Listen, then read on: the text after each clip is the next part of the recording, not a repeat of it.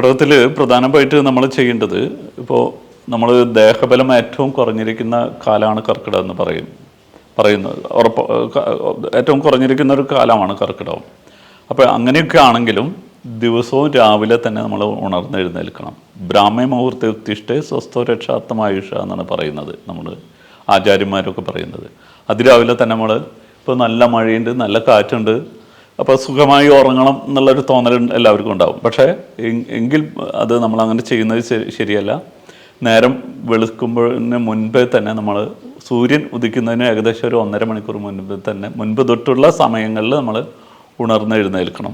അതുപോലെ തന്നെ എഴുന്നേറ്റതിന് ശേഷം മലമൂത്ര വിസർജനമൊക്കെ കൃത്യമായിട്ട് ചെയ്യണം. രാവിലെ തന്നെ നമ്മൾ കുളിക്കണം, എണ്ണ പുരട്ടി കുളിക്കണം, യുക്തമായ തൈലങ്ങൾ ഉപയോഗിച്ചിട്ട്, അല്ലെങ്കിൽ രോഗങ്ങളുള്ളവർ അതിനനുസരിച്ചുള്ള തൈലങ്ങൾ ഉപയോഗിക്കുക, അല്ലെങ്കിൽ നമ്മുടെ നാട്ടിൽ കിട്ടുന്ന വെളിച്ചെണ്ണയോ നല്ലെണ്ണയോ ഉപയോഗിച്ചിട്ട് ദിവസവും നമ്മൾ കുളിക്കണം. പിന്നെ രാവിലെ നമ്മൾ ഭക്ഷണം കഴിക്കാതിരിക്കരുത്, ഈ കഞ്ഞി കുടിക്കുക, അങ്ങനെയുള്ള കാര്യങ്ങളൊക്കെ നമ്മൾ കർക്കിടകത്തിൽ ചെയ്യേണ്ടതാണ്. കാറ്റും വെയിലും കൂടുതലുള്ള സമയങ്ങളിലാണെങ്കിൽ മധുരവും പുളിയും ഉപ്പൊക്കെയുള്ള സ്നേഹനമായിട്ടുള്ള ആഹാരങ്ങൾ നമ്മൾ കൂടുതൽ കഴിക്കാൻ ശ്രദ്ധിക്കണം. യാതൊരു കാരണവശാലും പകലുറങ്ങുന്നത് നല്ലതല്ല കർക്കിടകത്തിൽ. അതുപോലെ തന്നെ ശക്തമായുള്ള വ്യായാമങ്ങളൊന്നും കർക്കിടകത്തിൽ ചെയ്യരുത്. കാരണം നമ്മുടെ ശരീരബലം, അതായത് ദേഹബലം ഏറ്റവും കുറഞ്ഞിരിക്കുന്ന സമയമാണ്. അതുകൊണ്ട് ശക്തമായുള്ള വ്യായാമങ്ങളൊന്നും കർക്കിടകത്തിൽ ചെയ്യരുത്.